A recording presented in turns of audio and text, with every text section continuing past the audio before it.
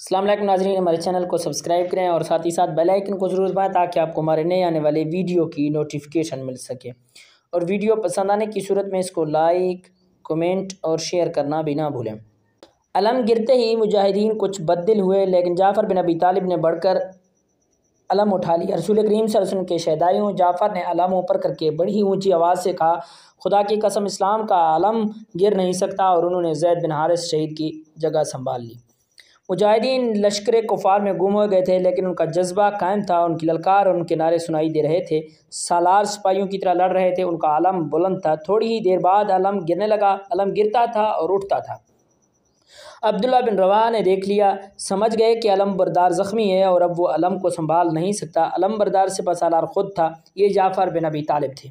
عبداللہ بن رواحہ ان کی طرف دوڑے اور ان تک پہنچنا ممکن نظر نہیں آتا تھا۔ عبداللہ جعفر تک پہنچے ہی تھے کہ جعفر گر پڑے۔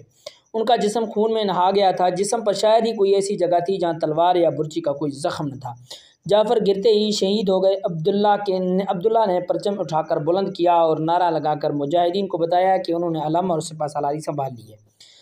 یہ دشمن کی فوج کا ایک حصہ تھا جس کی تعداد 10,000 سے 15,000 تھی۔ یہ تمام تر نفری غسانی عیسائیوں کی تھی جو اس مارکے کو مذہبی جنگ سمجھ کر لڑ رہے تھے۔ اتنی زیادہ تعداد کے خلاف 3,000 مجاہدین کیا کر سکتے تھے، لیکن ان کی قیادت اتنی دانش مندی اور عسکری لحاظ سے اتنی قابل تھی کہ اس کے تحت مجاہدین جنگی طریقے اور سلیقے سے لڑ رہے تھے۔ ان کا اندازہ تھا، لٹ بازو والا نہیں تھا، مگر دشمن کی تعداد اتنی زیادہ تھی کہ مجاہدین بکھرنے لگے، جہاں تک کہ بعض اس انتشار اور دشمن کے دباؤ اور زور سے گھبرا کر مارکے سے نکل گئے، لیکن وہ بھاگ کر کہیں نہیں گئے، قریب ہی کہیں موجود تھے۔ باقی مجاہدین انتشار کا شکار ہونے سے یوں بچے کہ وہ 4-4، 5-5 اکٹھے ہو کر لڑتے رہے۔ جنگی مبصرین نے لکھا ہے کہ غسانی مسلمانوں کی اس افراتفری کی کیفیت سے کچھ بھی فائدہ نہ اٹھا سکے، جس کی وجہ یہ ہے کہ مسلمان اتنی ہی بے جگری سے اور اتنی ایسی مہارت سے لڑ رہے تھے کہ غسانیوں پر ان کا رعب طاری ہو گیا، اور وہ سمجھتے تھے کہ مسلمانوں کا بکھر جانا بھی ان کی کوئی چال ہے۔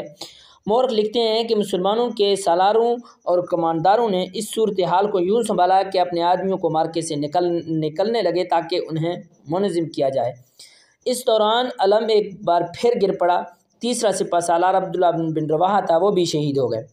اب کے مجاہدین میں بددلی نظر آنے لگی۔ رسول کریم صلی اللہ علیہ وسلم نے یہی 3 سالار مقرر کیے تھے، اب مجاہدین کو سپہ سالار خود مقرر کرنا تھا۔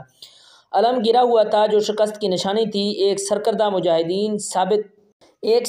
مجاہدین ثابت بن ارقم نے علم اٹھا کر بلند کیا اور نعرہ لگانے کے انداز سے کہا، اپنا سپہ سالار کسی کو بنا لو، علم کو میں بلند رکھوں گا، میں ثابت بن ارقم۔ مورخ ابن سعد نے لکھا ہے کہ ثابت اپنے آپ کو سپہ سالاری کے قابل نہیں سمجھتے تھے، اور وہ مجاہدین کی رائے کے بغیر سپہ سالار بننا بھی نہیں چاہتے تھے، کیونکہ نبی کریم صلی اللہ علیہ وسلم کا حکم تھا کہ سپہ سالار اگر شہید ہو جائیں تو چوتھے سپہ سالار کا انتخاب مجاہدین خود کریں۔ ثابت کی نظریں خالد بن ولید پر پڑیں جو قریب ہی تھے، مگر خالد بن ولید کو مسلمان ہوئے ابھی 3 ہی مہینے ہوئے تھے، اس لیے انہیں اسلامی معاشرات میں ابھی کوئی حیثیت حاصل نہیں ہوئی تھی۔ ثابت بن ارقم خالد کی عسکری جوہر اور جذبے سے واقف تھے، انہوں نے علم خالد کی طرف بڑھایا۔ شک اس رتبے کے قابل تم ہو خالد۔ خالد ہر طرف سے آوازیں بلند ہونے لگیں، خالد ہمارا سپہ سالار ہے۔ خالد نے لپک کر علم ثابت سے لے لیا۔ غسانی لڑ رہے تھے لیکن ذرا پیچھے ہٹ گئے تھے۔ خالد کو پہلی بار آزادی سے قیادت کے جوہر دکھانے کا موقع ملا تھا۔ انہوں نے چند ایک مجاہدین کو اپنے ساتھ رکھ لیا اور ان سے قاصدوں کا کام لینے لگے، خود بھی بھاگ دوڑ کرنے لگے، لڑتے بھی رہے۔ اسی طرح انہوں نے مجاہدین کو جو لڑنے کے قابل رہ گئے تھے یکا یک منظم کیا اور انہیں پیچھے ہٹا لیا۔ غسانی بھی پیچھے ہٹ گئے اور دونوں طرف سے تیروں کی بوچھاڑ برسنے لگی، فضا میں ہر طرف تیر اڑ رہے تھے۔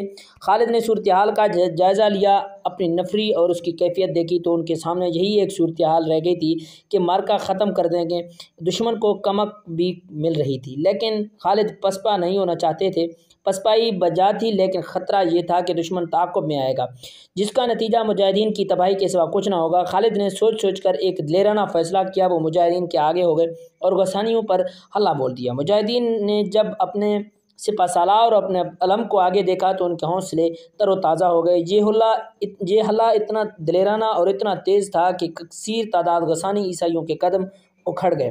مجاہدین کے حلے اور ان کی ضربوں میں قہر تھا۔ مورخ لکھتے ہیں اور حدیث بھی ہے کہ اس وقت تک خالد کے ہاتھ میں 9 تلواریں ٹوٹ چکی تھیں۔